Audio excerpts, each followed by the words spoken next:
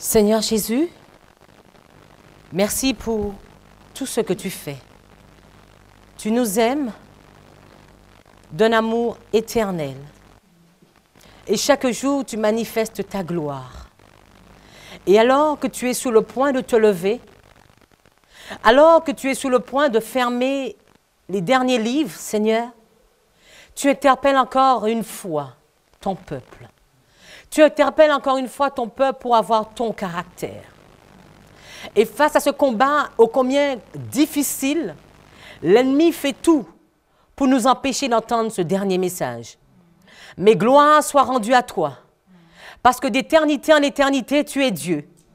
Et personne, ni sur terre, ni au-dessous des eaux, ne pourra t'empêcher d'accomplir ton plan, Seigneur.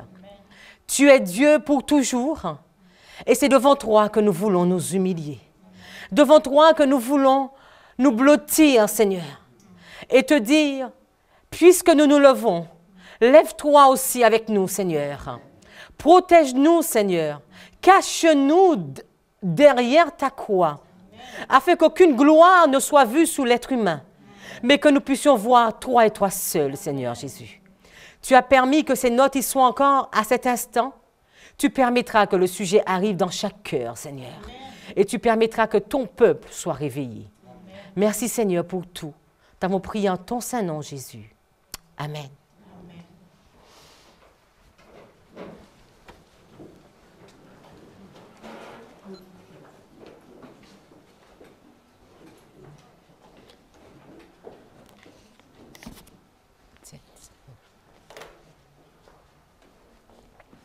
De tout temps, Dieu s'est toujours choisi un peuple avec son caractère, ses caractéristiques. Dans l'ancien Israël, il avait choisi ce peuple d'Israël. Il a choisi Abraham, avec qui il a fait une alliance. Il a choisi Jacob, les 12 tribus d'Israël. Et il va dire à ce peuple, je vous ai choisi. Ce n'est pas vous qui m'avez choisi, mais c'est Dieu qui avait choisi ce peuple. Et chaque fois que ce peuple a dévié, Dieu n'a cessé d'interpeller son peuple, d'interpeller ce peuple qu'il aime et qu'il s'est choisi. Dieu n'a cessé de frapper aux portes. Et encore aujourd'hui, il frappe aux portes de nos cœurs. Et malheureusement, quand Dieu voit son peuple dévié, il est obligé, par amour encore pour nous, d'envoyer un serviteur, d'envoyer un homme, d'interpeller une femme, d'interpeller un enfant, afin de manifester sa gloire, pour que son peuple puisse revenir. Car avant chaque jugement, Dieu veut interpeller son peuple. D'importantes leçons nous sont présentées dans l'expérience d'Élie. Nous allons prendre la Bible, 1 Roi, chapitre 16, alors que Dieu s'est choisi un peuple. Des rois vont succéder. Et un roi va être suscité à la personne d'Akab. N'oublions pas que Akab est sous les tribus d'Israël, le peuple de l'Éternel. Et quand nous lisons dans 1 Roi 16, les versets 30 à 33, « Et Akab, fils d'Omri, fit ce qui est mal aux yeux de l'Éternel. » Et quand nous lisons plus haut, nous voyons que Omri a fait ce qui est mal aux yeux de l'Éternel. Mais Akab va faire encore pire que son père. Et comme si c'était peu de choses pour Akab de faire les pires atrocités, c'est comme si c'était pas assez demandé pour Akab. Il va imiter les péchés de Jéroboam, fils de Nébat. Il va jusqu'à prendre pour femme Jézabel, fils d'Edbaal, roi des Sidoniens. Jézabel va pousser Akab à se prosterner devant Baal. Akab va adresser un autel à Baal dans la maison de Baal, alors que l'autel de l'Éternel va être détruit. Akab va faire une idole d'Ashéra, Et Akab va faire encore plus que tous les rois d'Israël n'ont pu faire. Akab va faire encore plus avant lui pour irriter l'Éternel, le Dieu d'Israël. Voilà une situation, un roi, le peuple d'Israël avec un roi complètement infidèle.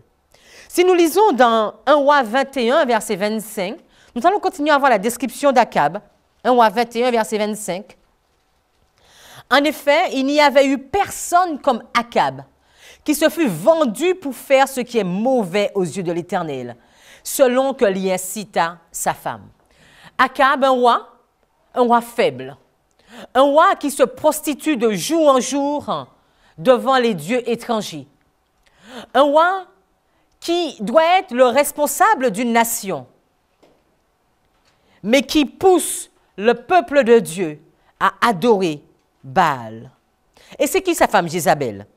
Si nous prenons le verset 8 à 10 de 1 roi 21, donc si nous voyons au verset 7, alors Jézabel, sa femme lui dit, « Est-ce toi maintenant qui règne sur Israël? Lève-toi, mange, et que ton cœur se réjouisse. Moi, je te donnerai la vigne de Naboth. » Et on voit au verset 8, « Elle écrivit des lettres au nom d'Akab, laissez-la de son sceau, et envoya ces lettres aux anciens et aux magistrats qui habitaient avec Naboth dans la ville. Et elle écrivit dans ces lettres, « Publiez un jeûne et mettez Naboth à la tête du peuple, et faites tenir en face de lui deux scélérats, qui lui témoignent contre lui en disant, « Tu as blasphémé contre Dieu et le roi. Ensuite, menez-le dehors, lapidez-le, et qu'il meure. » Jézabel, la reine du peuple de l'Éternel, qui va blasphémer contre Dieu, qui va prendre le nom de l'Éternel en vain. Jézabel fait les pires atrocités. Jézabel a 400 prophètes de Baal à sa table. Pourtant, Jézabel ose prononcer encore le nom du Dieu vivant en disant que c'est de la part de l'Éternel qu'elle fait tout ceci et que c'est Naboth qui a blasphémé contre l'Éternel. Quel contraste, les amis. Quand le bien devient mal et quand le mal devient bien. Quand les responsables osent dire que les serviteurs de l'Éternel sont les mauvais. Les faux prophètes. Parce que Jézabel a des faux prophètes. 1 roi 18, verset 19. « Mais maintenant, envoie et fais assembler vers moi à la montagne de Carmel tout Israël, et les 450 prophètes de Baal, et les 400 prophètes d'Achéra qui mangent à la table de Jézabel. 850 au total. Où sont les prophètes de l'Éternel? Jézabel les a fait tuer. Quand nous voyons dans 1 roi 18,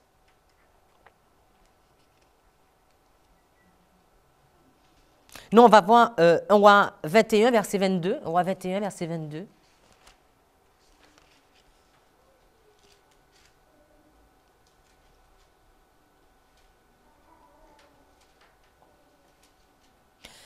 Et je rendrai ta maison semblable à la maison de Jéroboam, fils de Nébat, et à la maison de Baécha, fils d'Achija, à cause des péchés par lesquels tu m'as provoqué. Tu as fait pécher Israël. Israël est en train de commettre le péché de son responsable, de son roi. Israël est aveuglé, et Bobby nous disait ce matin, nous pouvons voir ce texte dans Osée 4, verset 6, un texte que nous connaissons bien, Osée 4, le verset 6. Mon peuple est détruit faute de quoi? Faute de connaissance. Puisque tu as rejeté la connaissance, qu'est-ce que Dieu dit? Je te rejetterai. Et si nous regardons dans Ésaïe 5, verset 13, Ésaïe chapitre 5, verset 13.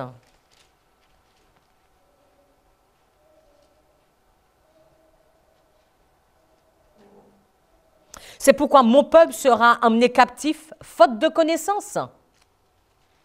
Le peuple de l'Éternel meurt. Le peuple de l'Éternel mourait au temps d'Élie. Le peuple de l'Éternel meurt aujourd'hui encore, faute de connaissance, parce que nous avons rejeté la connaissance. Parce qu'Israël avait rejeté la connaissance. Israël s'est installé dans le péché d'Akab et de Jézabel. Parce qu'Israël avait rejeté le plan de l'Éternel. Israël s'était enfoui chaque jour de plus en plus dans une voie qui le conduisait vers la mort. Nous voyons dans Prophètes et Rois,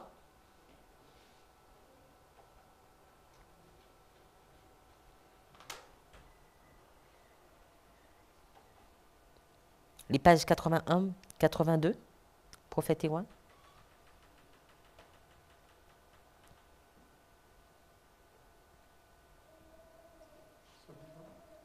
Akab était faible de caractère.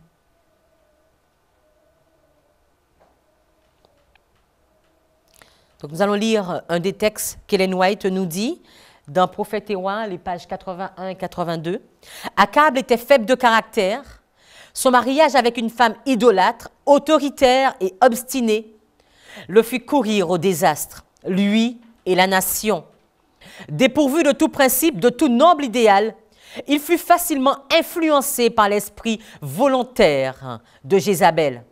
Sa nature égoïste le rendit incapable d'apprécier les grâces du Dieu d'Israël et de remplir ses devoirs de chef et de gardien du peuple élu. Sous l'influence néfaste du règne d'Akab, les enfants d'Israël s'éloignèrent du Dieu vivant et péchèrent devant sa face. Depuis de longues années déjà, ils avaient perdu le respect des choses divines. Et il semblait maintenant que nul n'oserait risquer sa vie en s'opposant ouvertement à l'idolâtrie qui régnait partout. Les ténèbres de l'apostasie couvraient tout le pays. On y voyait à chaque pas des statues de Baal et d'Astarté. Les temples païens, les bosquets consacrés où l'on adorait les œuvres faites de mains d'hommes se multipliaient. L'air même était pollué par l'encens des sacrifices offerts aux faux dieux. Collines et vallées retentissaient des cris discordants des prêtres païens qui sacrifiaient au soleil, à la lune et aux étoiles. Sous l'influence de Jézabel et de ses prêtres impies, on faisait accroire, avaler au peuple que les statues érigées comme idoles étaient des divinités, régissant par les pouvoirs mystiques les éléments, la terre, le feu et l'eau. Les dons du ciel, les ruisseaux bondissants, les fleuves à l'eau vivifiante, la rosée bienfaisante, les ondées rafraîchissantes et fertilisantes, toutes ces richesses étaient dues à l'obligeance de Baal et d'Astarté, au lieu d'être attribuées à l'auteur de tout bien et de tout don parfait. Vous savez, mes amis, il y a des limites quand nous dépassons, Dieu est obligé d'agir. Il est obligé d'agir pour la gloire de son nom. Il ne peut pas permettre à l'ennemi de prendre sa place et d'être Dieu à la place de Dieu lui-même.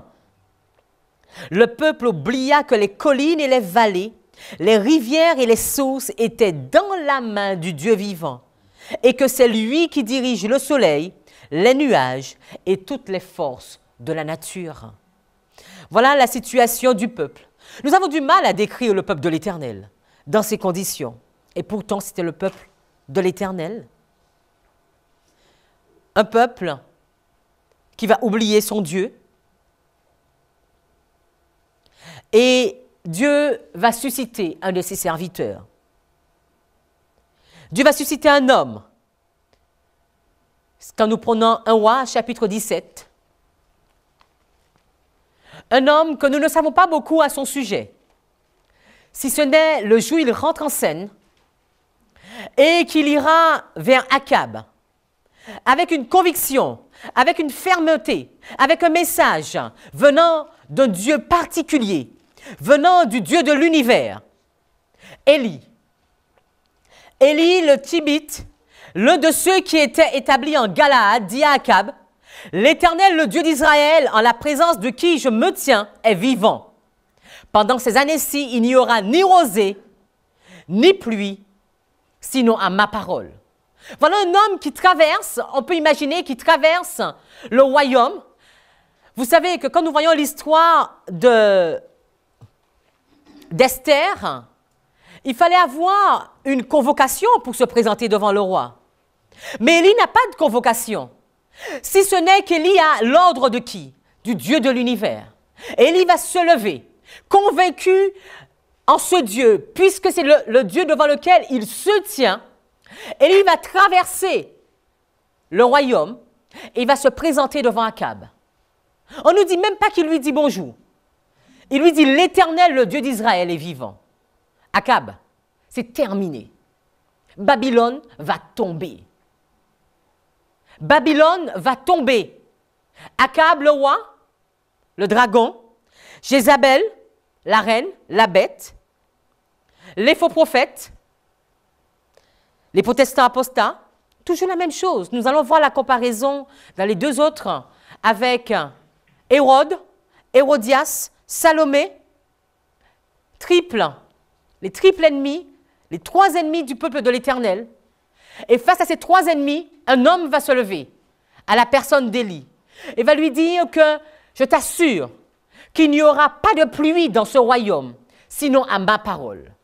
Et vous imaginez la foi qu'Élie a dû avoir pour traverser tout le Jourdain.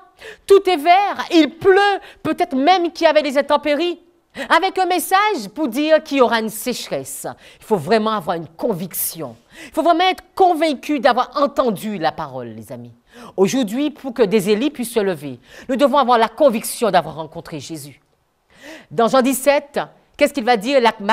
La vie éternelle, c'est qu'ils te connaissent, toi le seul vrai Dieu et celui que tu as envoyé, Jésus-Christ. Il est important aujourd'hui pour nous de connaître l'Éternel.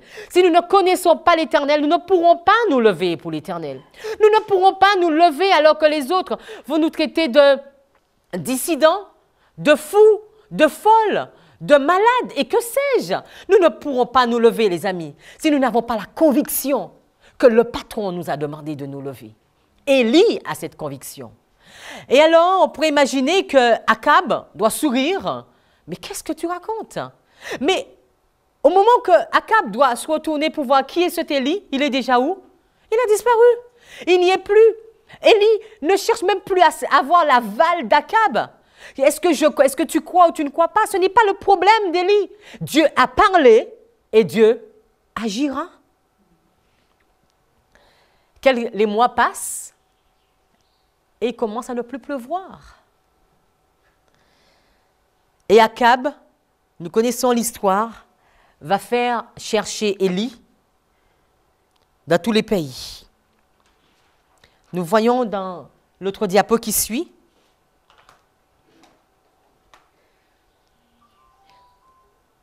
Parmi les montagnes de Gilgal, à l'est du Jourdain, là demeurait dans les jours d'Akab un homme de foi et de prière, qui sans crainte accomplissait son ministère destiné à vérifier les rapides progrès de l'apostasie dans Israël.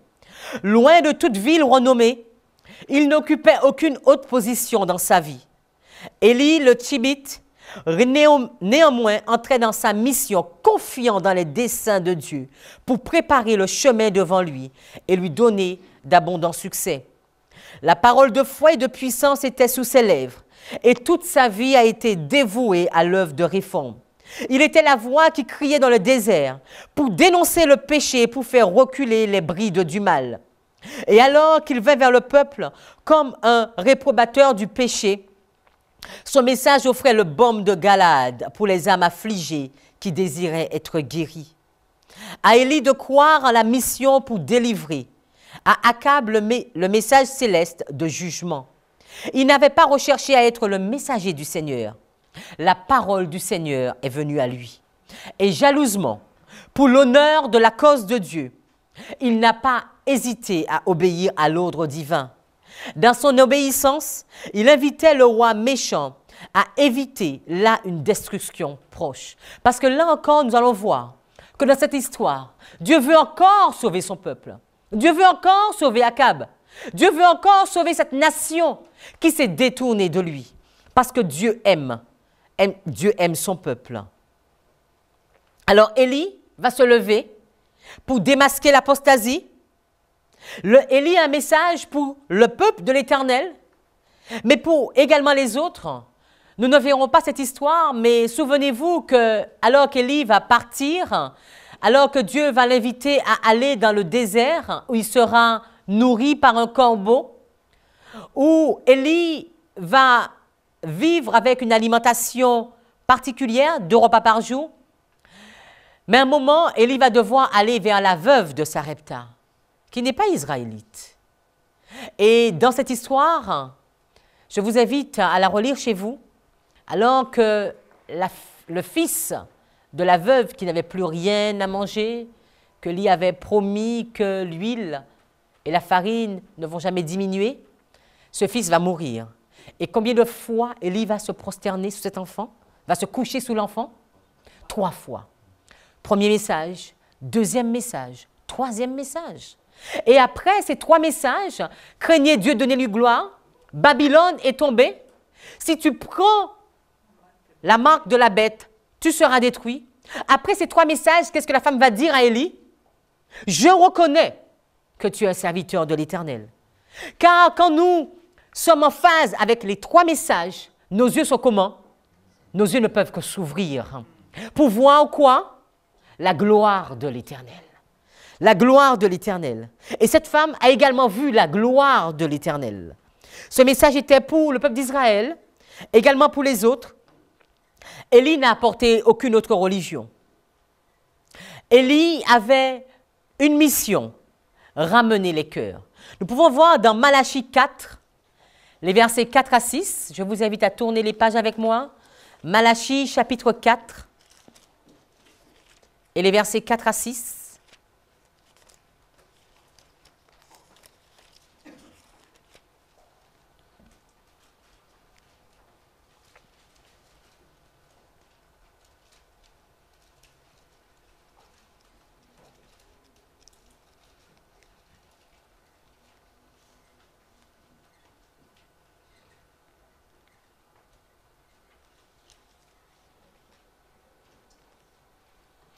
Souvenez-vous, alors je le prends le verset 5, parce que ça dépend de comment ça s'est coupé. Voici, je vais vous envoyer Élie, le prophète, avant que le jour grand et redoutable de l'Éternel vienne. Il ramènera le cœur des pères vers les enfants et le cœur des enfants vers leur père, de peur que je ne vienne et que je ne frappe la terre d'interdit. Dieu envoie Élie pour ramener les cœurs. Dieu n'envoie pas Élie pour faire du mal au peuple, bien au contraire, pour ramener le peuple, pour ramener les cœurs.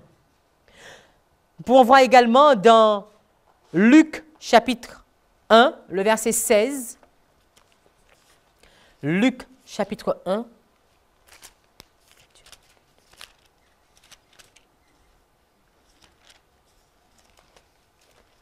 Luc chapitre 1, le verset 16.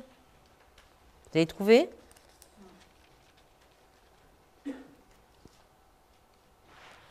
Il convertira plusieurs des enfants d'Israël au Seigneur leur Dieu. Il est question de Jean-Baptiste. Ramener les cœurs.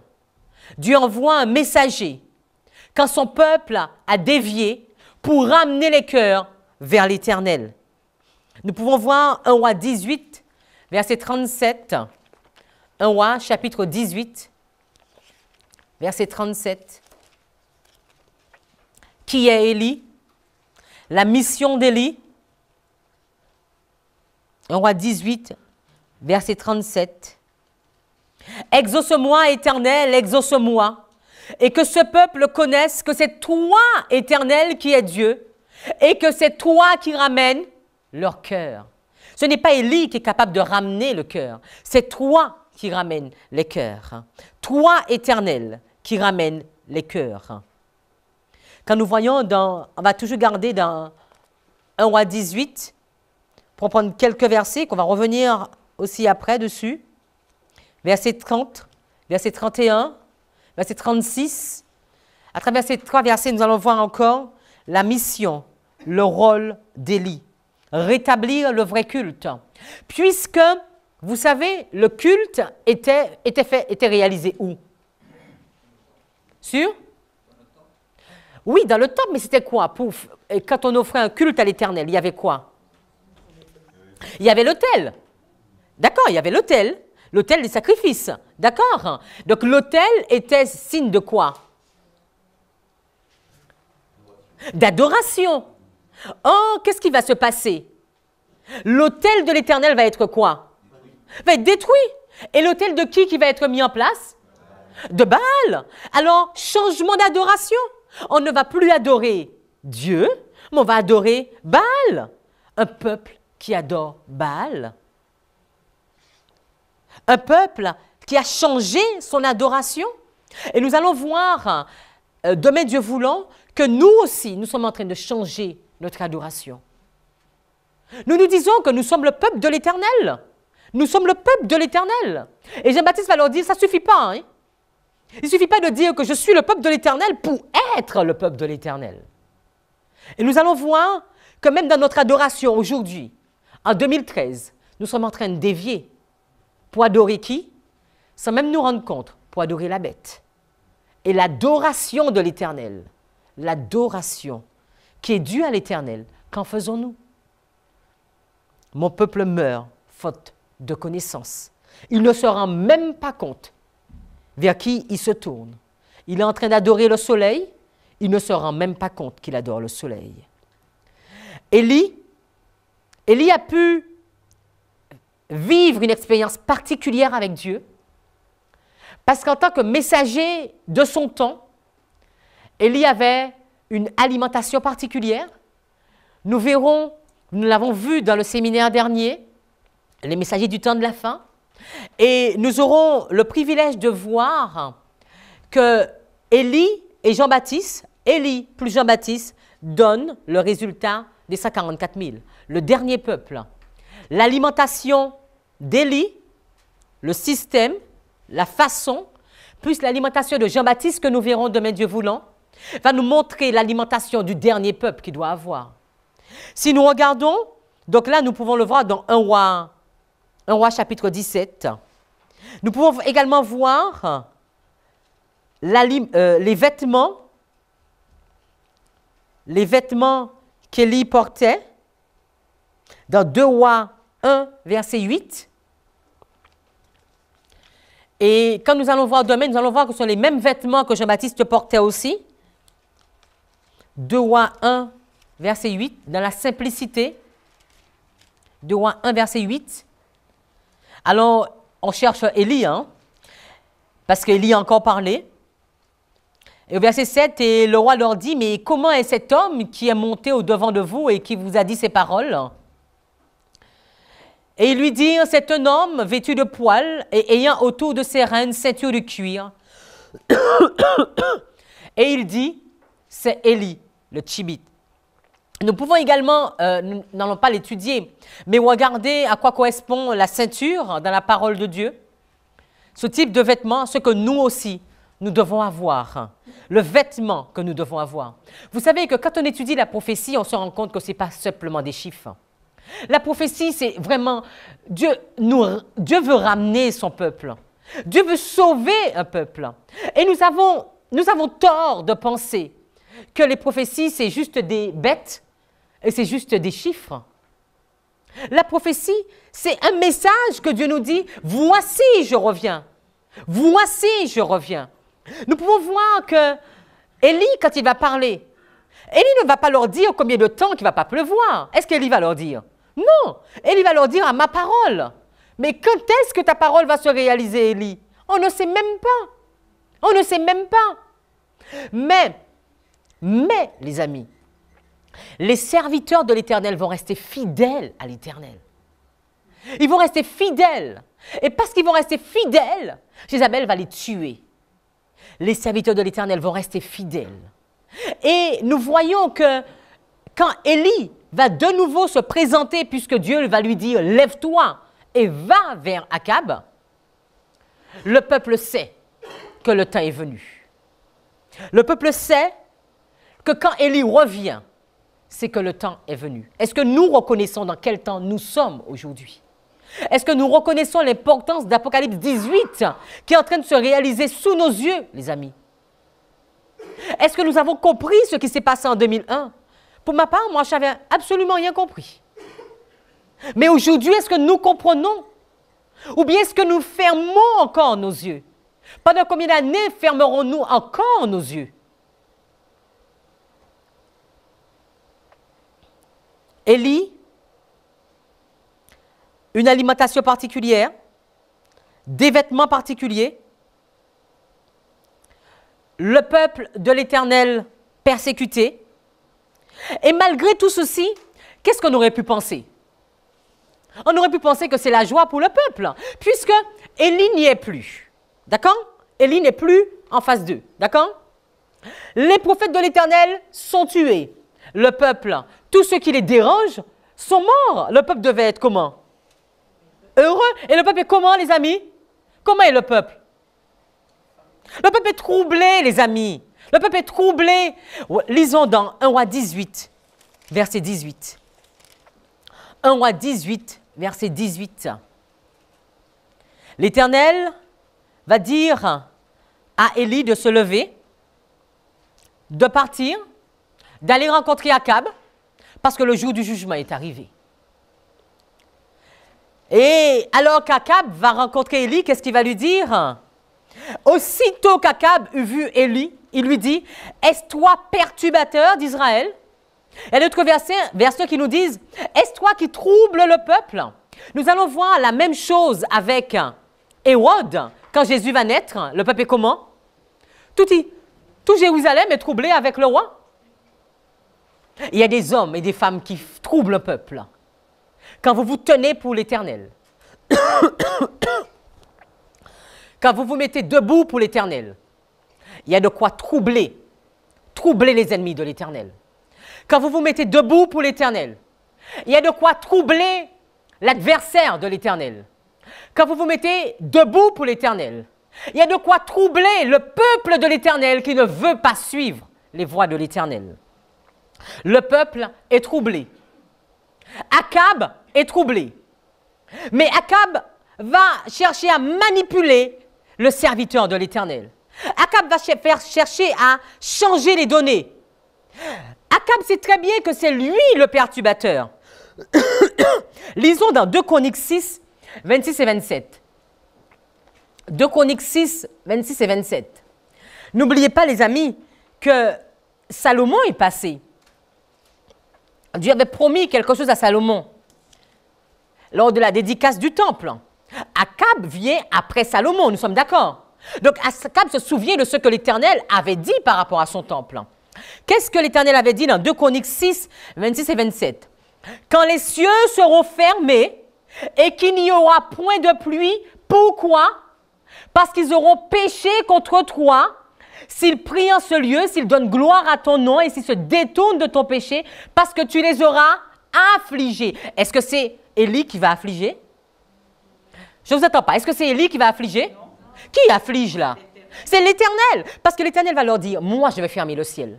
Est-ce que c'est Élie qui a fermé le ciel, les amis? Non. Mais non. L'Éternel a fermé le ciel. Pourquoi?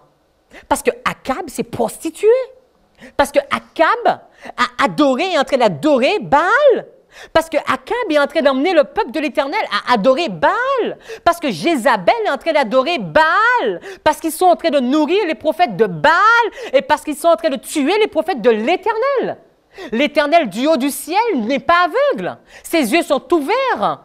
Et il va punir ce peuple. Mais qu'est-ce qu'Akab va dire? C'est toi, Élie, le problème.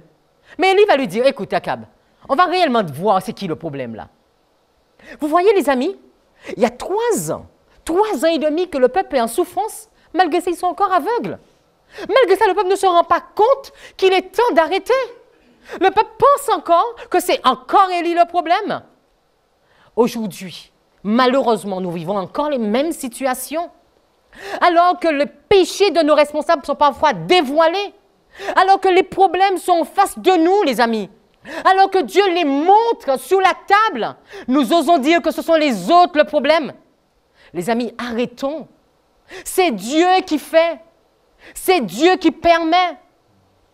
Vous savez, quand Élisée pouvait voir ce que le roi faisait dans son lit, dans sa chambre, c'était Élisée qui avait la capacité de le faire? C'était qui le faisait? C'est Dieu qui le révélait. C'est Dieu qui révèle. Nous ne pourrons pas fermer nos yeux éternellement. Nous ne pourrons pas fermer nos yeux indéfiniment. Quand Dieu nous montre le péché, il est temps de dire stop au péché. Il est temps de revenir à l'Éternel. Vous qui m'écoutez, Il est temps de revenir à la parole de l'Éternel. Parce que sinon, si nous refusons de voir le bien, nous commencerons à faire le mal. Et nous penserons que le mal est bien et que le bien est mal. Nous serons dans Babylone. Nous ne verrons même pas à quel moment nous sommes rentrés dans Babylone et nous serons détruits avec Babylone. Parce que nous avons été aveugles. Élie n'est pas aveugle. Élie a les yeux fixés sur qui? Sur l'Éternel. Élie est un serviteur du Dieu de l'univers. Et quand Dieu va lui dire, Élie, lève-toi, parce qu'il est temps que je montre à Akab que ça suffit. Il est temps que je démontre au peuple où est ma puissance, afin que le peuple sache qui est véritablement l'Éternel.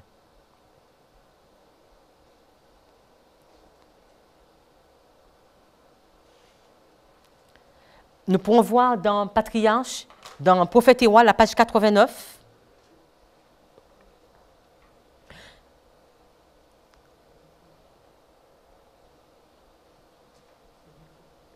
Cependant, malgré toutes, c'est la prochaine qui vient après.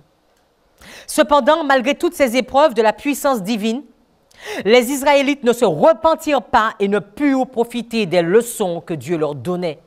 Ils ne comprirent pas que celui qui a créé la nature préside à ses lois et peut les utiliser pour en faire des instruments de bénédiction ou de destruction.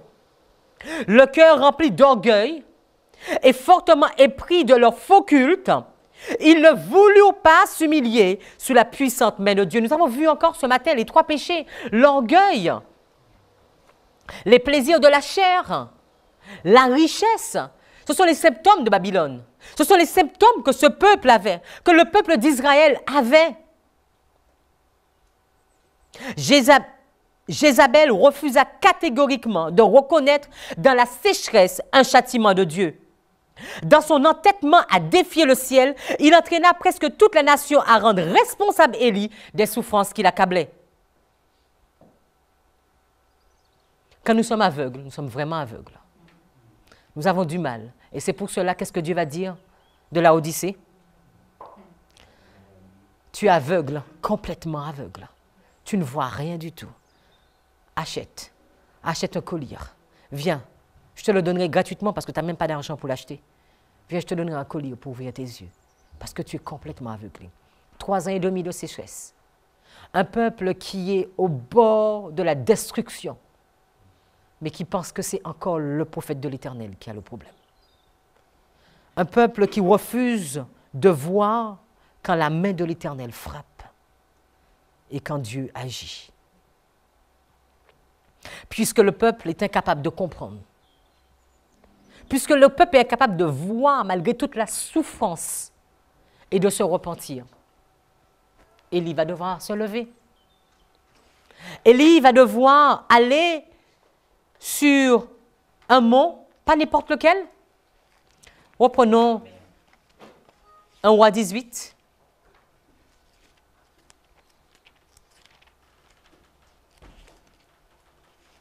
Un Roi chapitre 18.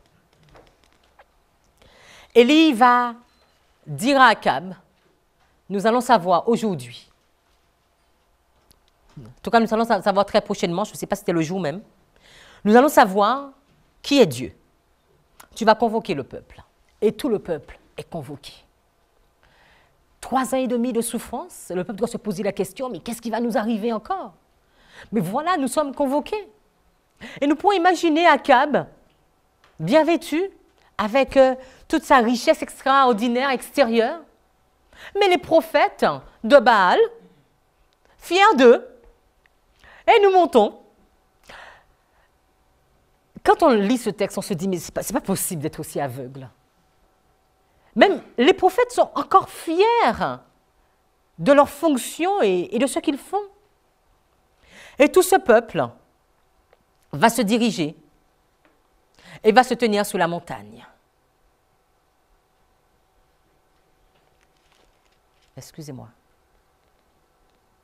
Sous la montagne de Carmel. Quand on regarde cette montagne, ce mont supplantait, donc permettait même à ceux qui étaient au niveau de la vallée de voir tout ce qui se passait. Alors que la gloire de l'Éternel a disparu. alors que l'adoration de l'Éternel n'y est plus, Élie va choisir pas n'importe quel lieu. Élie va choisir cette montagne pour dire au peuple que mon Dieu existe, mon Dieu est vrai, mon Dieu est réel, afin que Dieu puisse manifester sa gloire.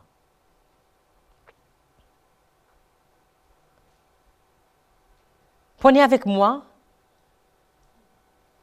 Joël 2, verset 1er. Joël chapitre 2, verset 1er. Élie est seul, mais Élie ne tremble pas. Élie n'a pas peur. Élie sonne une trompette particulière. Dans Joël 2, verset 1er, « Sonnez de la trompette en Sion, faites-la retentir sous ma sainte montagne, que tous les habitants du pays tremblent, car le jour de l'Éternel vient, car il est proche. » Le jour de l'Éternel. Jérémie 1er, les versets 17 à 19. Quelles sont les caractéristiques que Dieu va demander à son serviteur? Les caractéristiques que Dieu nous demande encore aujourd'hui. Jérémie 1er, et les versets 17 à 19, Jérémie 1er. « Toi donc, Saint-Terrain, lève-toi et dis tout ce que je te commanderai. Ne tremble pas devant eux, de peur que quoi? Que je ne te mette en pièces en leur présence. Car voici, je t'établis aujourd'hui comme une ville forte, comme une colonne,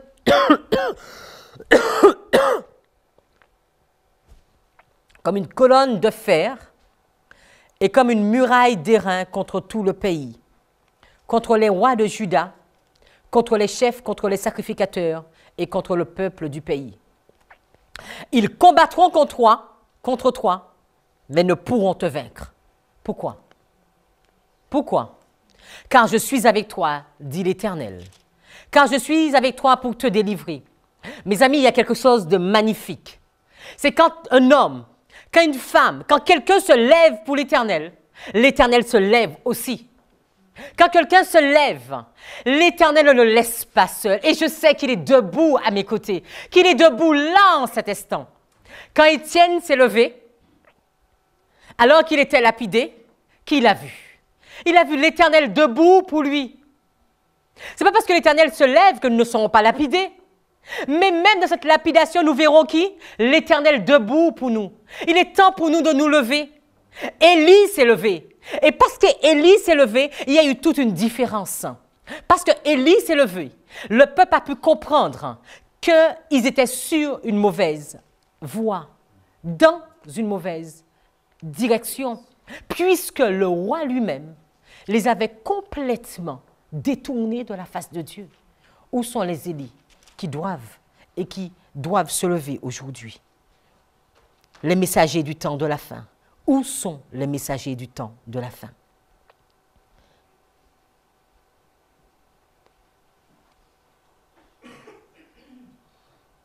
Je vais vous lire un texte que Ellen White en parle.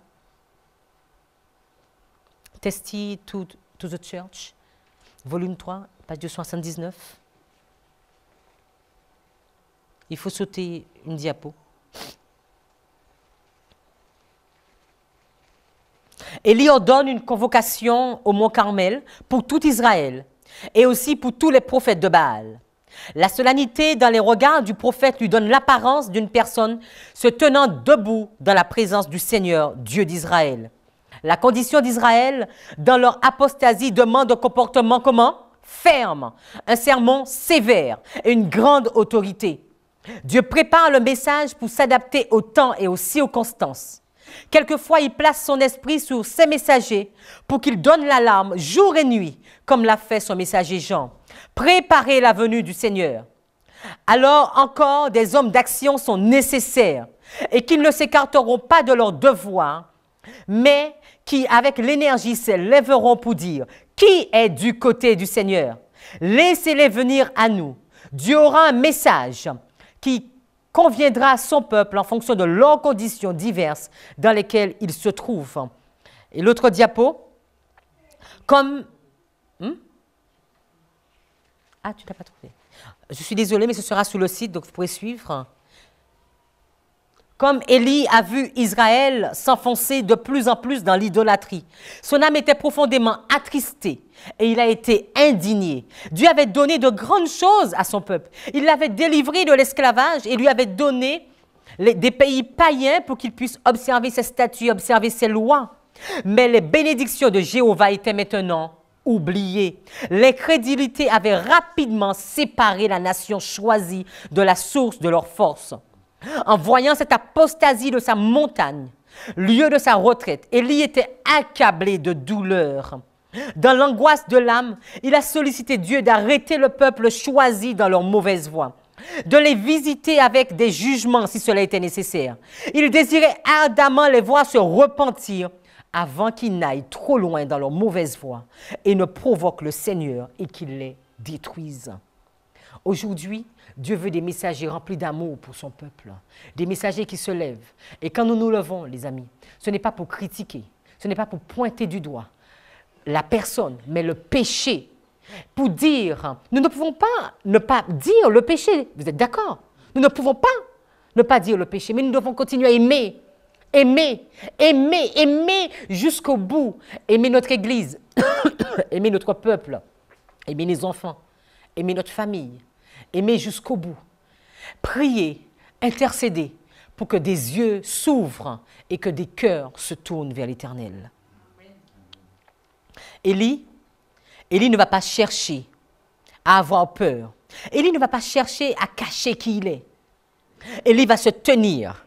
Élie va se tenir avec un message en 3 parties.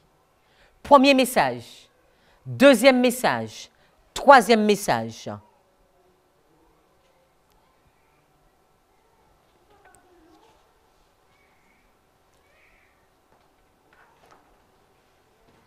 Ça ira. C'est juste mon bébé qui pleure parce qu'il a faim. Mais j'ai une autre mission, donc il faut que je continue. Un message. Un message. Craignez Dieu. Donnez-lui gloire, car l'heure de son jugement est venue. Deuxième message. Babylone est tombée. Et si tu n'es pas encore tombé, Babylone, tu tomberas, parce qu'un homme s'est levé pour l'Éternel. Troisième message. Si tu prends la marque, tu recevras le châtiment. Et Élie va convoquer ce peuple avec ces 3 messages sur le mont Carmel, sans trembler. Et il va leur dire, maintenant, il est temps de donner la vraie adoration à l'Éternel. Regardons ce contraste entre 2 adorations. 1 Roi 18, versets 26 à 29. 1 Roi 18, versets 26 à 29. Élie va se tenir seul. Les prophètes de Baal sont là. Il va dire, mais puisque vous êtes plus nombreux, mais commencez. Prenez, mettez un autel, placez un sacrifice, une offrande, mais ne mettez pas le feu. Et juste avant ceci, il y a un texte qui me chagrine. Chaque fois que je lis cette histoire, c'est le comportement du peuple.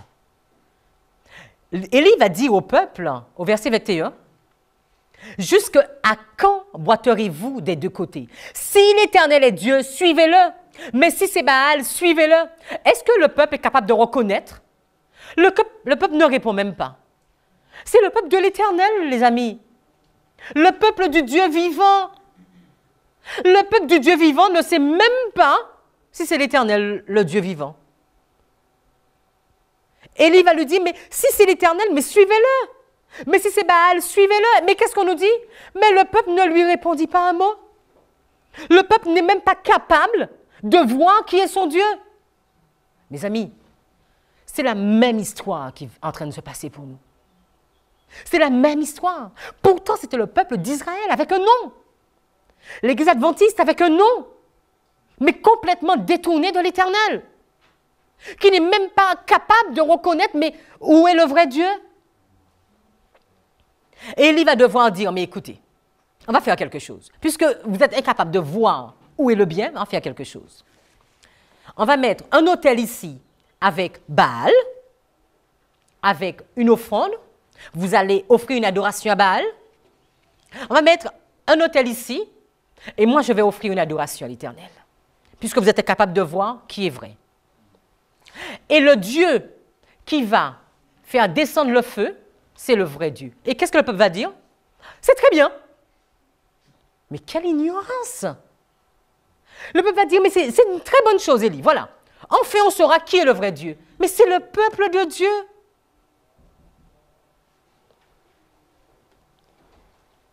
Parfois, nous tombons tellement bas, Seigneur. Puisses-tu nous pardonner. Alors que le peuple a décidé de ce deal, Baal, les 400, ils vont commencer et ils vont offrir leur sacrifice.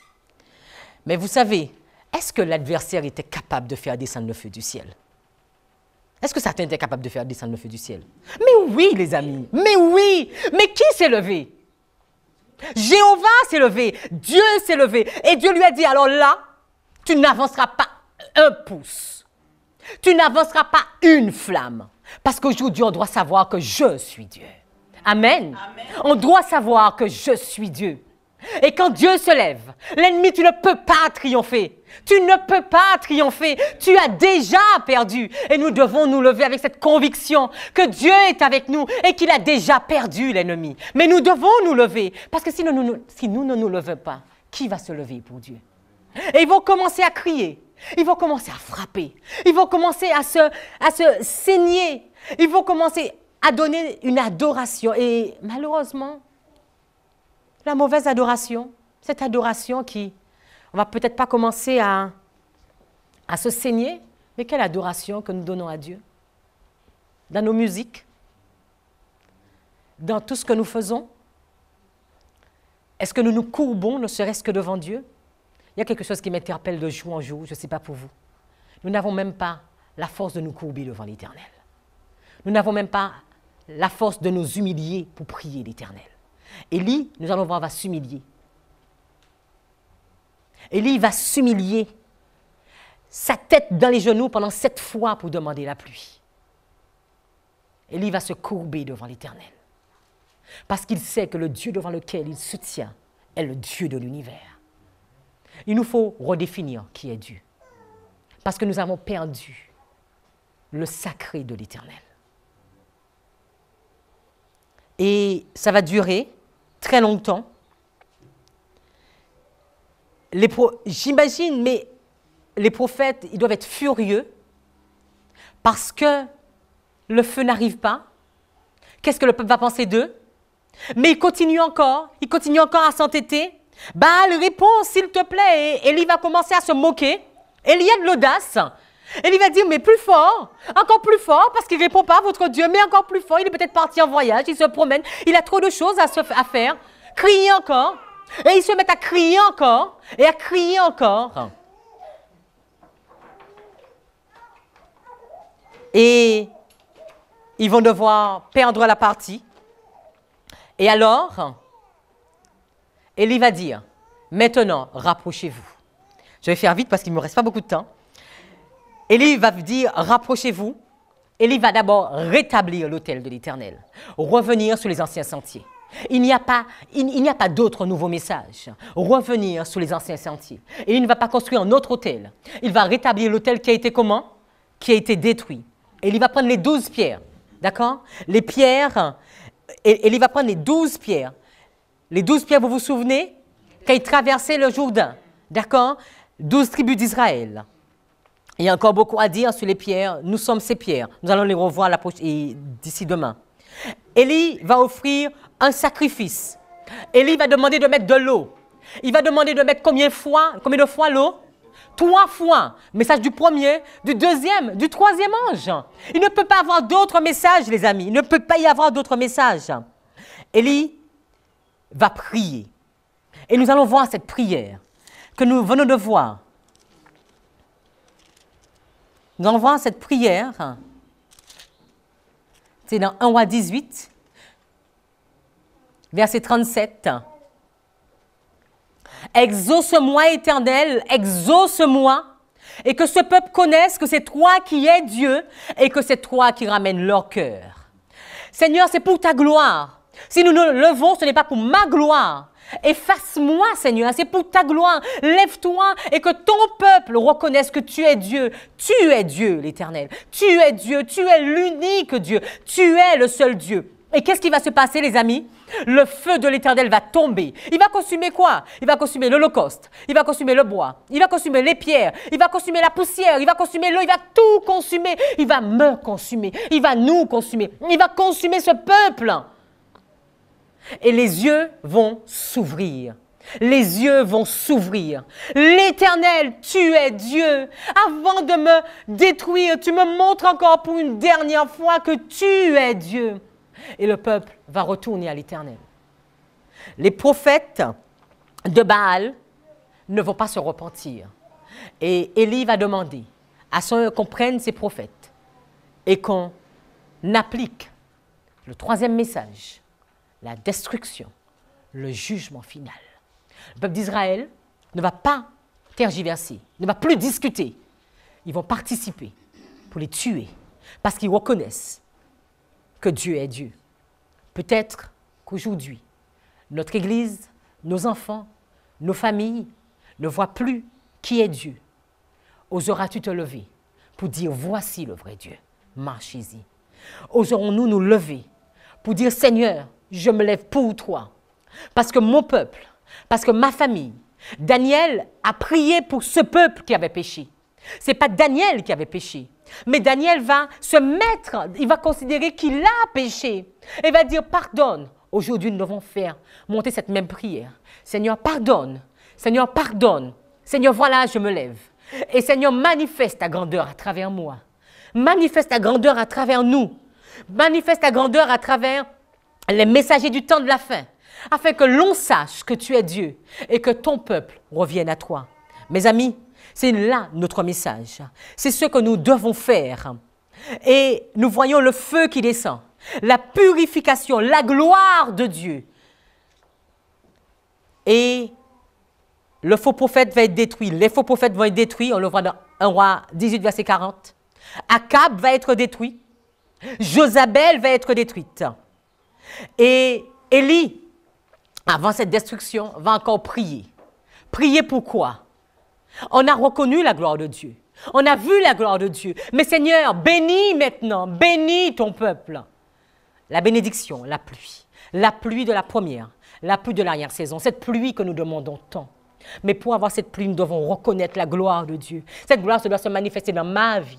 Je dois retourner à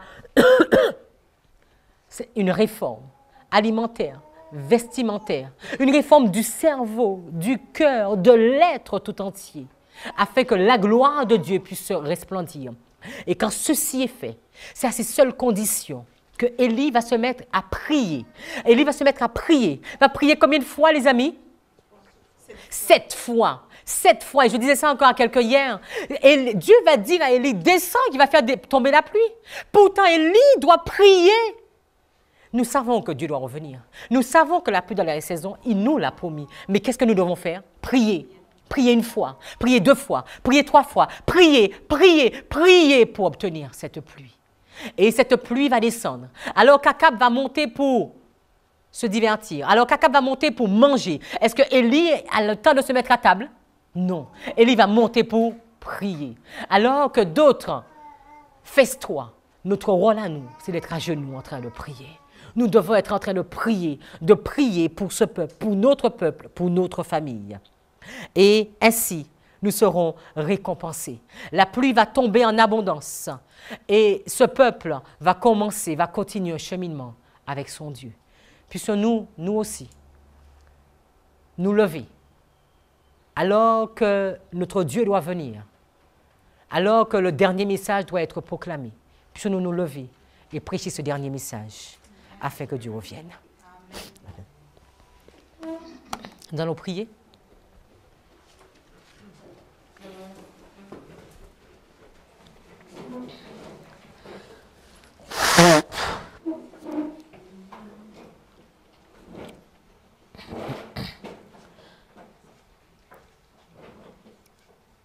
Seigneur, Dieu grand, puissant, redoutable, nous ne sommes pas dignes de nous présenter devant toi.